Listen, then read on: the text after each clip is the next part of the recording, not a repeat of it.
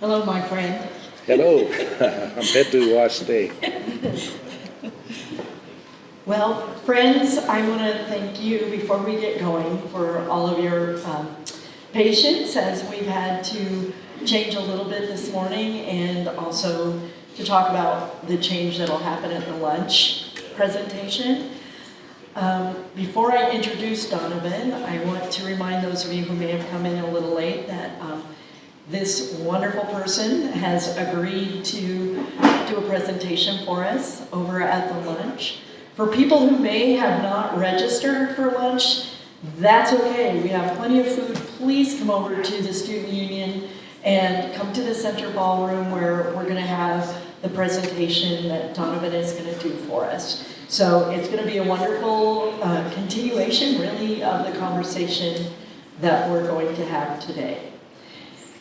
So, again, thank you. Donovan really had to move mountains to get over here this morning, and so we're thrilled to have him. If you've read the program, you've probably read the biography that we put together for Donovan. It could be 5 more pages easily. We had a conversation last night about a good friend of ours that had an 80-page CV. This would be on that order. So I've had the privilege of working with Donovan on several projects in Wyoming. Some of the just highlights of this man, I want to just start out and say, I walked down Main Street in Rapid City and had people come running up to us. They actually had a day, I found this out, they had a day, the Donovan Sprague Day, dedicated in Rapid City. This man works tirelessly to preserve the culture of his people and to share it with us, with non-Indians and people of all cultures. He, don't know how this happened, he got a coat of arms from the Queen of England. He is just prolific in the amount of work that he is doing to help the people that he loves and the culture that he was raised in. He was raised on the Cheyenne River Reservation. He is a Minikanju Lakota. He is a descendant of a very important leader and a very important friend of Crazy Horse, of whom he's also a descendant. He is the protector of his tribe's history. He works with tribes around the country, not just here in the Plains. He goes every summer to Indiana and works at a center there. And I can tell you that part of the reason he was late today is because he was doing presentations on Pine Ridge Reservation yesterday and working with tribal leaders there. This is a guy who he makes me tired just thinking about all that he gets done. And so we're really honored to have him here today. And it's going to be another treat when we go over at lunch. And he's going to give a presentation on the Little Bighorn. And we'll introduce that when we're over there. But what we decided to do this morning, you heard from our 3 local history specialists in a marvelous panel from Gordon, Rushville, and Hay Springs. And they talked about the work that they're doing to preserve history in museums and in records of settler families and longtime ranchers, as well as history that was uncovered from Pine Ridge sources. So we had a presentation on that. We had a presentation on how professors are using history and knowledge of this area to teach students and to get more engagement. So what Donovan and I discussed is, why don't we talk about how he focuses on preserving and sharing Native American culture. So that's kind of a conversation that we're going to have. And we kind of picked several just high-end level topics, but I want to encourage you, this is an opportunity. We have 45 minutes to have a conversation with Donovan before he does a talk for us. And so I wanted to start with just some very high-end basic questions and then drill a little bit further. We could pick any topic in the history of the Great Plains and in particular this region, and I guarantee you he knows somebody or has done something with it. But Donovan, I wanted to start, and I'll hand you the mic. How did you get into this? Is this a family inheritance, or what is your reason to become this expert in American Indian history and scholarship? Well, thank you, Shannon, and I'm Petu Washte. Good morning to everybody. My name is Donovan Sprague. My Lakota name is Chinkahu Wakantia, which translates to high backbone, evolved to the Hump family. An answer to that question, I've always had an interest in history, and I did all, I guess, K through 12 on Cheyenne River Reservation, and I always talked to the elders because I knew they held all the information. But, I just had a real interest in that, and I was fortunate enough to see some of our winter counts, which is the most important historical event of the year, drawn on a hide, because we had no books, and so I always noticed that, I go to grade school, and all I get was Daniel Boone, I knew there was more to the story. So as I read books, I knew there was, the native side, but I never did find any of those books really, because I always had stories from our family of many places that they were restricted to go to, because when the surrenders came at the reservation, you could not just leave the reservation. You had to have a pass, and kind of like a concentration camp basically. So I heard all these stories about, at the Battle of Little Bighorn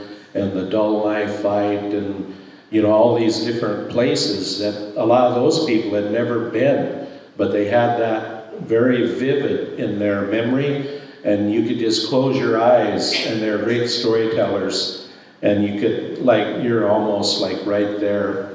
So, and on the other hand, it was very sad, because I thought, well, it's just too bad, because a generation before them, their parents actually seen these places. So I'm really fortunate today that one of the places I live, around Sheridan, Wyoming, I'm right in the middle of everything that they were talking about, and I get to go out and ride horses or walk on the very places, find the locations of where our people are buried, and all kinds of stories that fit in there. And it's amazing how close it fits to the storytelling. Sometimes they say, well, oral history, you can only do so much with it, but I think it's something that's really overlooked as well.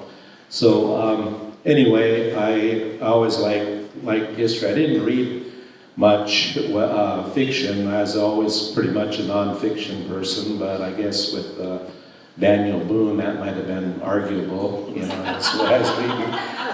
But, one of the early books that I read that always left an impact on me was the Crazy Horse, Strange Men of the Ogallala by Mary Sandoz, and it's one of those books that really holds up, very well over time.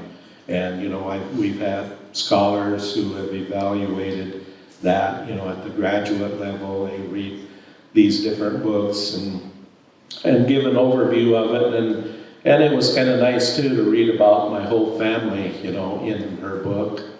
And so in her book, Hump, the one that she's talking about there, is my great-great-great-grandfather. And there are two of them. Then the son, Hump, great-great-grandfather, history has them totally mixed up.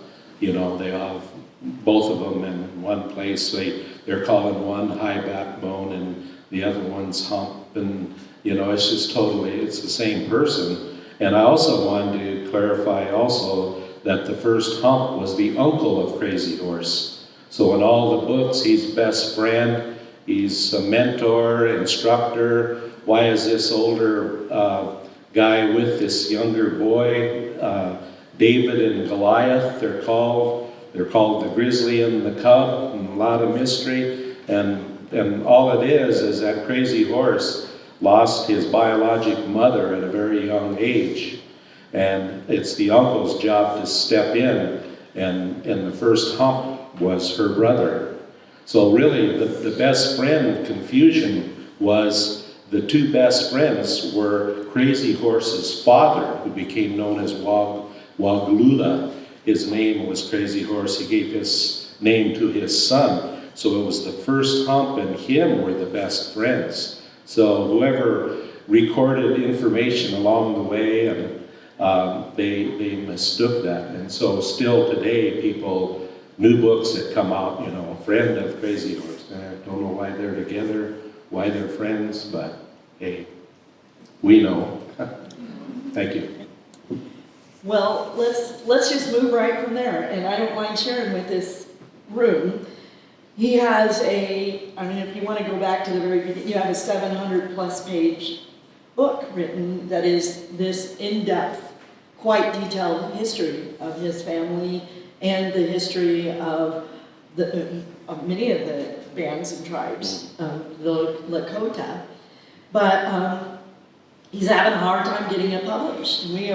Several of us are working to get it at the University of Nebraska Press, the University of Oklahoma. My faculty friends here, I can tell you right now, they look at a book like that and they think, too many pages. But what does a guy like this cut out when he's telling that level of detail of history? So we're going to advocate, he knows, we just keep trying, can you cut 200 pages? But I wanted to tout this because this book will come out and it'll be on the order of Josephine Wagner and the recent books that have come out. And so what if it's 700 pages? It's gotta be here. So that kind of goes to Donovan's, one of his major works in public history is he publishes books. And he teaches at the university and college level. But I thought we would focus a little bit on preservation and public history, of which you just work tirelessly. You do teach up at Sheridan College, but they recognize that part of what you do is this public history, and they consider this outreach that he does. So we're really proud that they do that.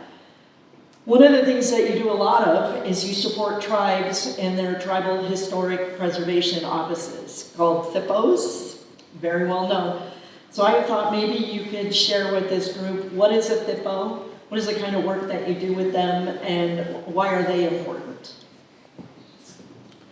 Okay, thanks again, Shannon. Thanks so much for mentioning my book. I usually never get a plug for it. I leave places and they don't know the unpublished one. But it is totally publishable. It's down in the 500 page. So it's totally, and it's in a University of Oklahoma format, 34 chapters. It's called Hump and Crazy Horse, a Lakota Cheyenne history from a family view.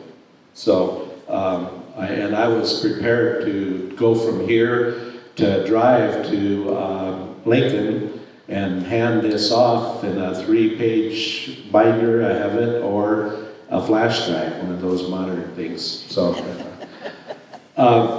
yeah, with the historic preservation is really interesting, you know, and I just want to say something about distance too at the plains. I really appreciated the comments of the panel right before us, you know, and, you know, I'm thinking, yeah, I grew up I'm out in the middle of the open plains all my life, and to this day I don't know my trees very well because we didn't have any trees, but I always knew sagebrush, different kinds of sagebrush. We had a lot of that, you know, and of course we'd see, you know, company coming, you know, from way off, some dust cloud or whatever, and so we'd have time to, you know, jump in the shower or else run out the back door before they got there.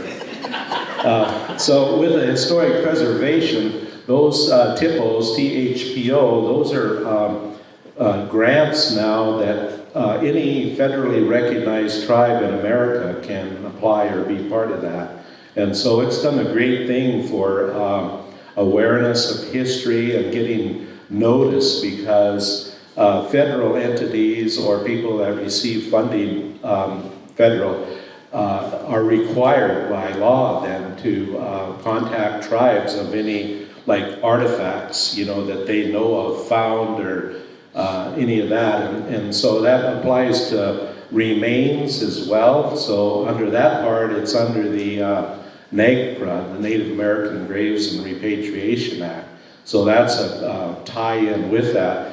And also, if you're an individual rancher, you have your land, that's yours. That's the way that works, that they don't fall under the requirements of that. So we have a real good working relationship with a lot of, ranchers and other private owners, as well as big entities like the U.S. Forest Service, BLM, and all that. And so they'll be contacting those TIPOs at each reservation. There's an officer there who is in charge of that, and then they have a whole staff, and they're just really as good as their grant writing, and they can build that office too. So we have several people. I'm an archivist under the Cheyenne River Sioux Tribe, and although I'm not employed every day by them, I'm a tribal historian. I referred out, and I've been under contract with them for a while, but they call me for history and also as an archivist. And that archives is one of the really big unknown things that probably people don't even know about. There's two things I want to make known today. Well, maybe three with my book. But, there's a room that I was in charge of, and it's called the cold room. And what that cold room is, see, we're also the descendants of the people who were killed in the Wounded Knee Massacre. Most of those people were from the north, that journeyed down from Standing Rock after Sitting Bull was killed on December 15th, 1890, and they traveled to the son of Hump. Hump, my great-great-grandfather, is a big ghost dancer now after he surrendered with Sitting Bull. They went to his camp, and then from there, they tried to get his cousin, first cousin of Crazy Horse and Hump, would be the person who became known as Bigfoot. And his name was not Bigfoot at all, it was Spotted Elk.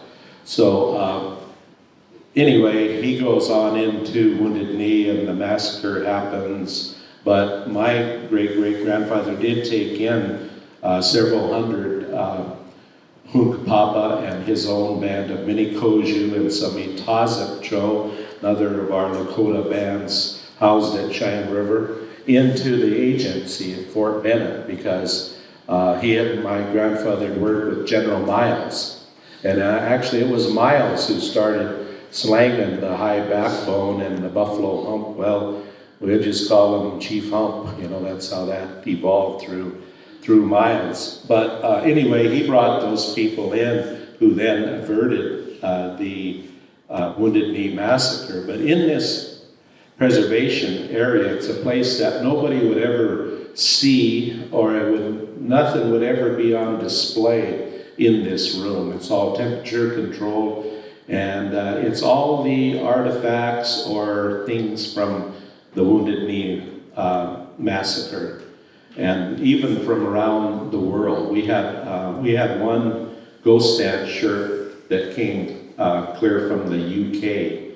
One of our elders went over there. Marcella LeBeau is a really prominent person who lived to almost 100 years old, was in the Battle of the Bulge and was at Normandy, and she just passed a couple years ago. But she went over and was part of that repatriation thing where they gave this shirt back. But in this room is all full of items, little kids, beaded items with bullet holes shot clear through them, riddled with bullet holes, dried blood actually still from 1890 on there. So that's a big decision too as to what to do with that stuff, but there is that place, not to mention the whole history of our tribe.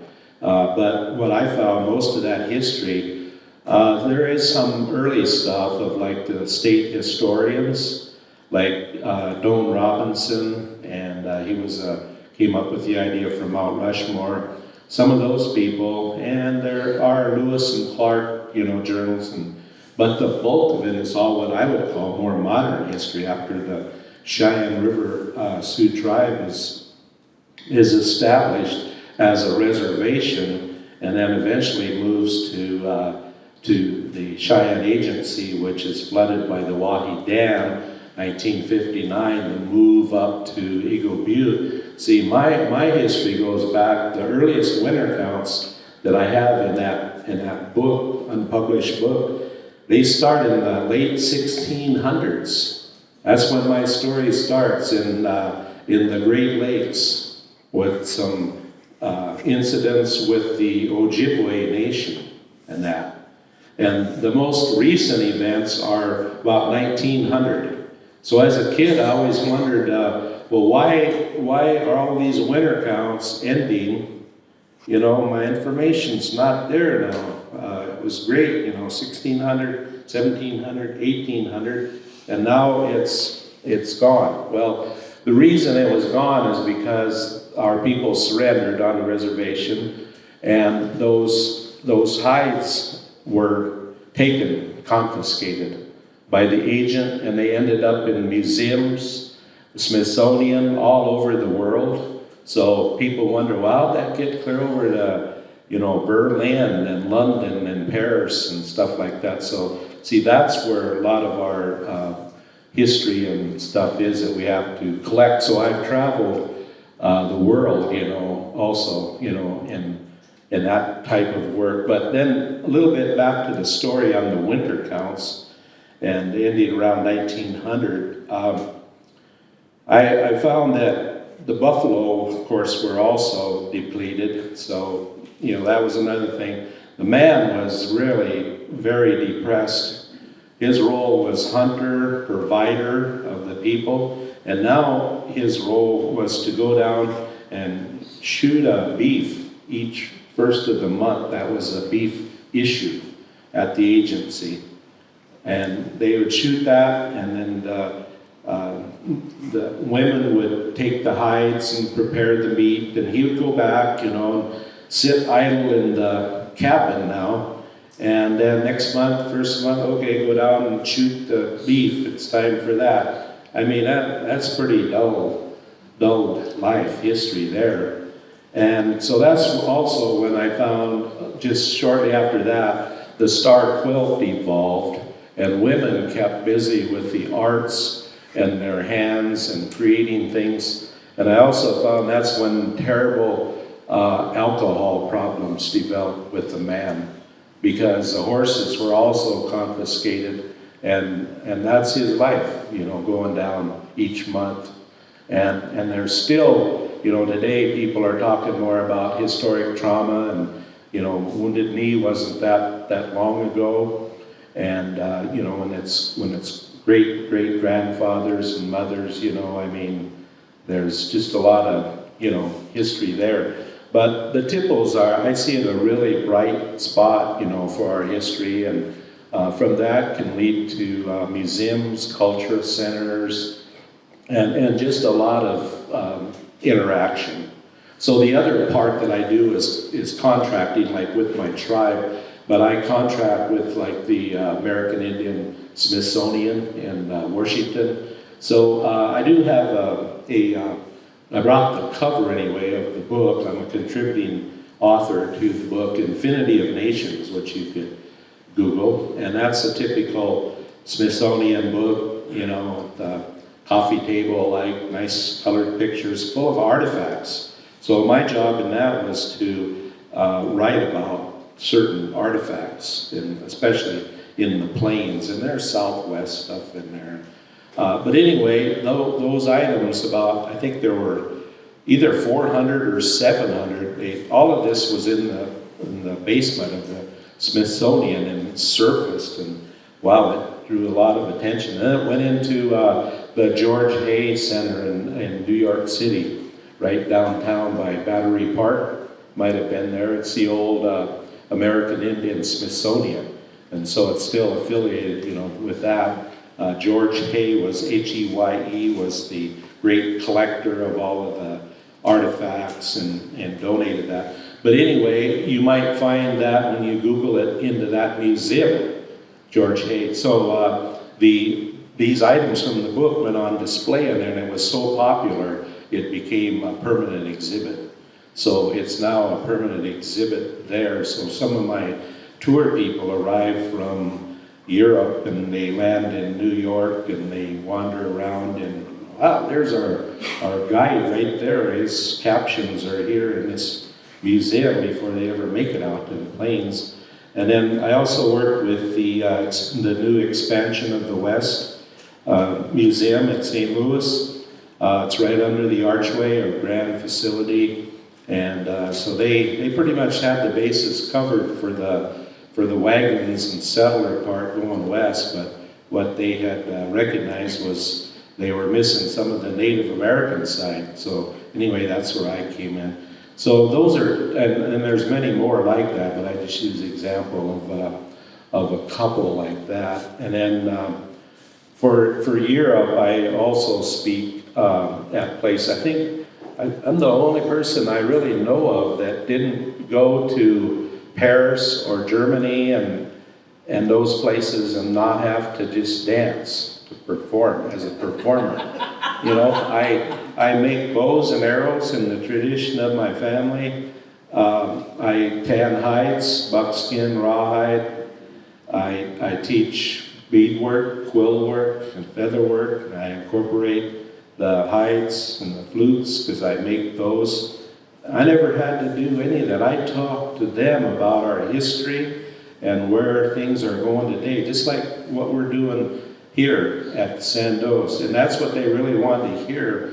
And everybody I know goes over there, they danced or performed, they did hoop dance, they played the flute, and that's all great, all those colors but I'm really happy that I got to convey what I did at that side of it. And not that they're really in a stereotypical world, because Europe is very up on Native American history and interest. So this helps to add to that. Most of their stories is kind of like my people that I said they never did see the spot where the history took place. They heard about it. And that's the way these people are over there. Some of them will never be able to afford to come to America, but they love it and they have a good picture or image of what's over here. That's kind of Yeah, no, that was awesome, wasn't it, you guys? Oh, Holly wants to ask you a question? Well, it's about artifacts. So I know a few years ago at OLC, Ottawa got called, there was going to be an auction or a estate sale someplace, and they had listed artifacts. And I was just curious if you deal with any of that. Let me repeat that for the camera. We did have a question. Recently at Oglala Lakota College, someone was contacted about an auction that was going to potentially sell some items. And are you familiar with this, Donovan? Yeah. All right, we're going to let him answer. Well, I'm familiar with some of the items there I could talk about. Some of those items included, and Tawa is a good friend of mine. She was, up until just a few months ago, was the TIPO, the Historic Preservation Officer for Pine Ridge. And I can tell one item that came to front, and this was just in the last year. In fact, I have a copy of the articles in my briefcase over there too. But what that one was a letter that was found in Canada about the Battle of the Little Bighorn, which shed light on that. And it was a letter that was written, and it was from the Standing Bear family. So actually she called me. She said she called me first. She said, I want you to know about this because you probably know something about it. Plus, she said, I don't want this to go to the non-Indian and they'll write a book on it right away. And I'm going to give it to a native author, so he has well, I didn't have time to do none of that anyway. But I told her, I said, well, now this, Standing Bear, the reason it's written in a foreign language up there found is because the man Stephen Standing Bear, he did the illustrations in Black Elk Speaks. He's a mini Koju. That's my band. And so the Standing Bears are very famous from Pine Ridge and Rosebud. They went to the Carlisle Indian School. Luther Standing Bear, great success story, wrote My People, the Sioux in 1928. Land of the Spotted Eagle, Luther Standing Bear, Buffalo Bill's Wild West Show. And then I have a group photo of all those standing there. There's Victoria Conroy. She's in the picture as a sister. And there's Henry Standing Bear. He's the youngest one. And their suits, they made him wear at Carlisle. And let's see, Standing Bear, Henry is the one who asked them to do the Crazy Horse Memorial carving. So he became a Rapid City businessman later. But Stephen, okay, what that letter was it reaffirms my book. I could even use that as here's a source. Because it talked about a great Sundance that they witnessed right before the Battle of Little Bighorn. And real, important notes about that and what was going on. So they knew this Sundance was going on and it happened. And it was written in this, I guess she's Austrian or German type language, because Stephen married this lady from Europe. So in my Pine Ridge, like Images of America, I have those photograph books, historic photos. There's a picture of Stephen in there. And so there's a little caption in there, and it tells his wife's name, that she was from another country. I think they probably, maybe they met in Wild West Show, because a lot of those people that did that, they met in Europe like that. So anyway, I had a picture of them for her. I sent her a picture. Okay, this is the family right here. And so the descendant today, like in that article, which is also in my caption, is the artist Arthur Amiot.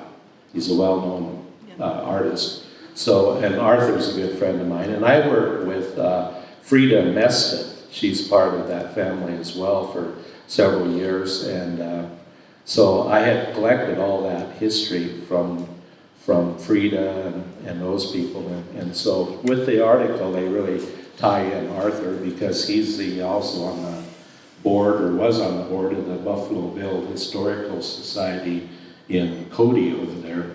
And great artist. But anyway, that story was all there. And then also here we go back to that name that only existed in reality for 1 year, Bigfoot. There was actual pistol of spotted elks that was also returned recently. And so a lot of that stuff goes to Pine Ridge, and then over there they have to realize, well, okay, now, is this the place for it, This is spotted elks, we're talking the massacre. So is this the place for it? Don't, usually our people step in the north when the southern Lakota make that decision and come down and say, no. So anyway, it was repatriated back to, and in the picture was most of my own family. My uncle was in there and received it, and my brother received it, and there were 6 or 8 people, elders from the tribe, and other items of the person known as Bigfoot. So a lot of stuff where Tawa has done, and that's just typical of other tipples like that. And I not only teach Lakota history, I teach American Indian history as well of the nation. So, I worked with the Choctaw Nation for 3 years. I worked with the Potawatomi out of Oklahoma.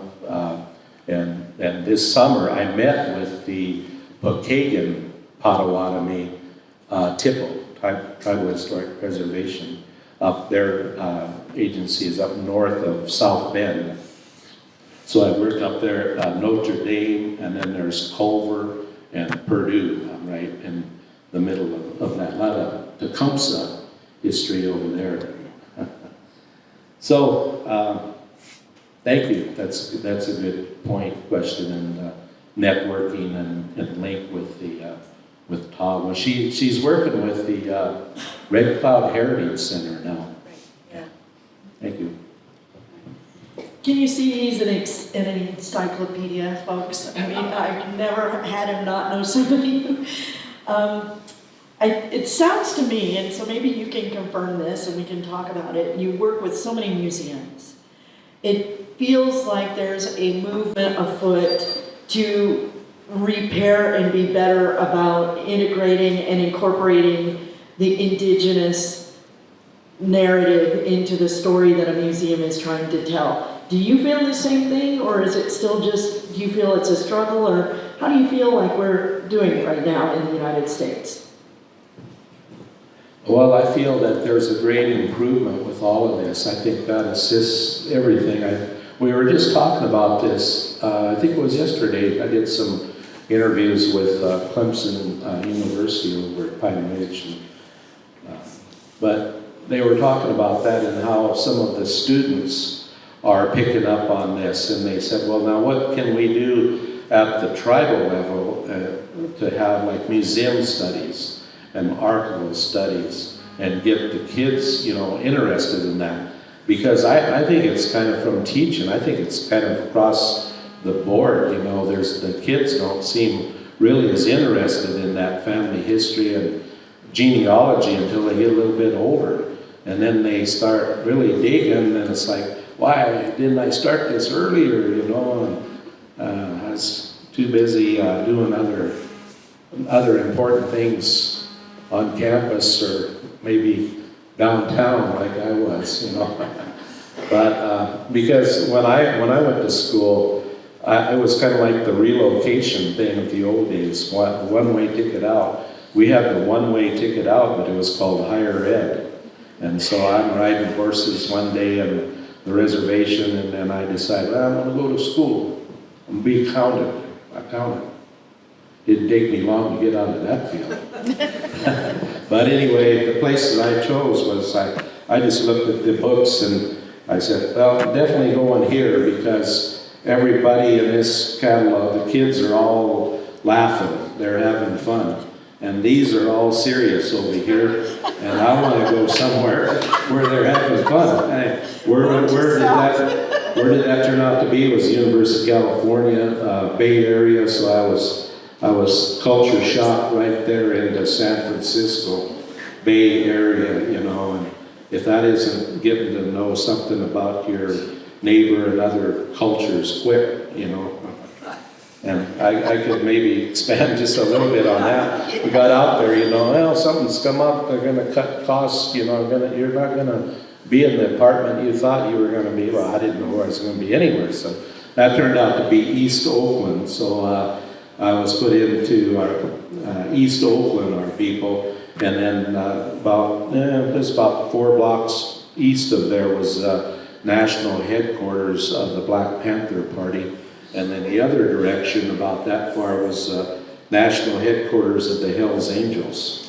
And we're right in the middle of that, and the neighborhood is about, I think, 94.3% African American at that time. And it still is, But anyway, that you learn a lot. And then what I found was all those people were interested in Native history.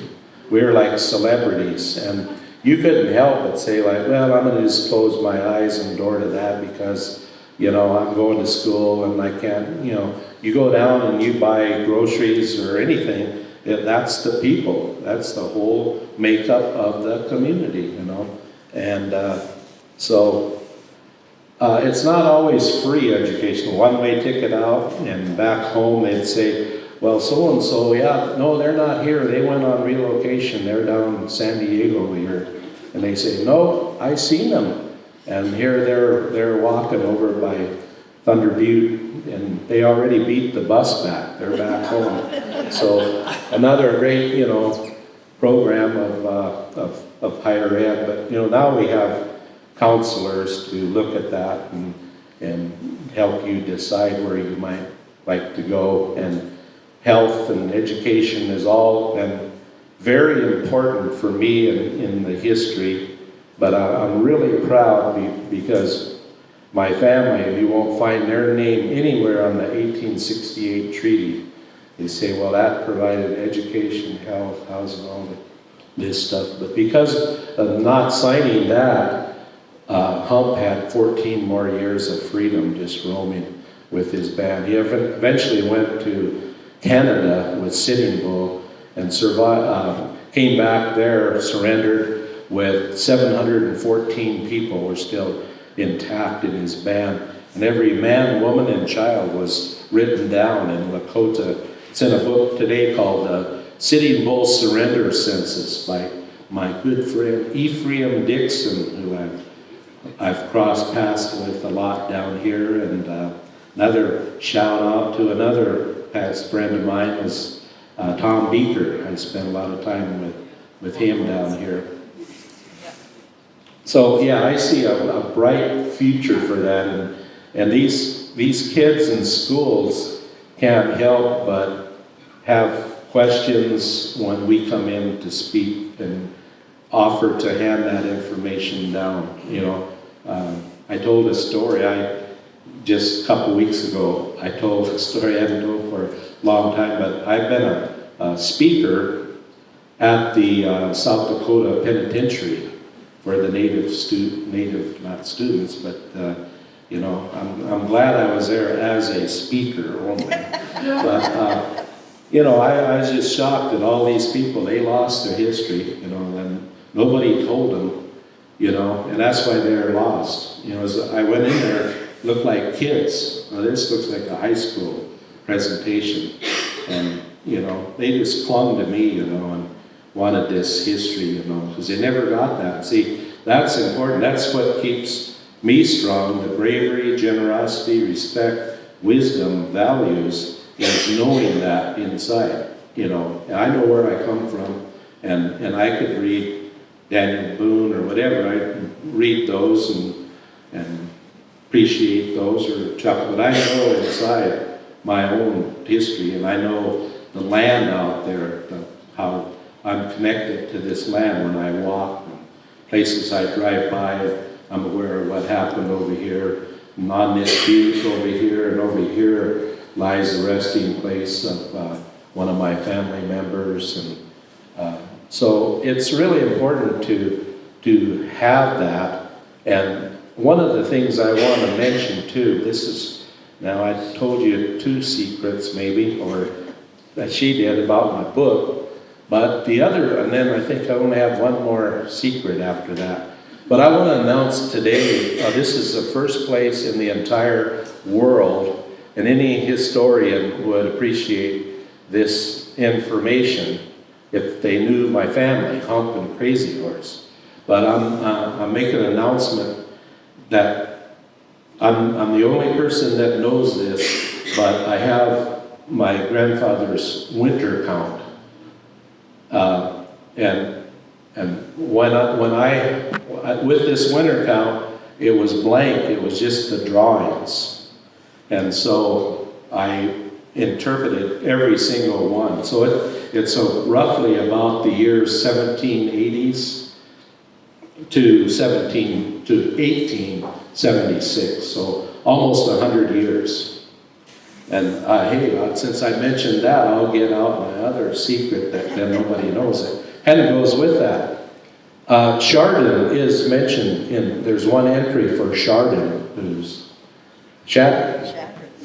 Chardon established a dirt lodge up on the mouth of the Cheyenne River. So there you have an entry right there. But that's on the winter count. But you can see the benefit of that with a book.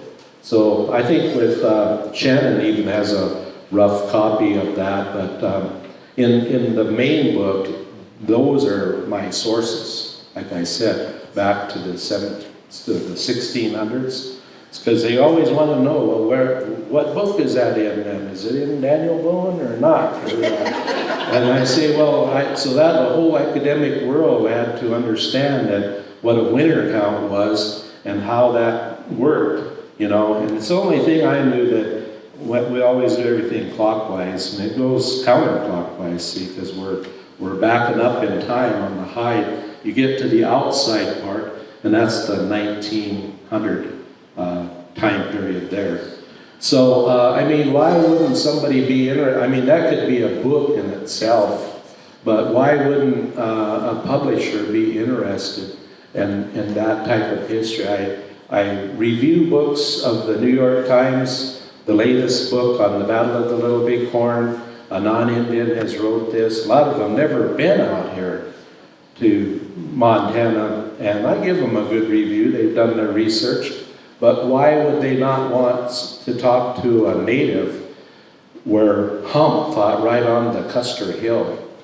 He did a lot of the heavy fighting right on Calhoun Hill, which we can talk more about later. But that just puzzles me. You know, I have 10 books anyway, and I could have 20 now if I kept writing with that publisher, because they're all historic photographs. You know, it's a totally different world, as any author knows. And so, anyway, that's a long answer again to your question. Well, and it's a great segue into what we're going to talk about at the lunch presentation. I think you all can get a sense of the sources that Donovan uses to tell his story. And I think that you can get a sense of the frustration we have.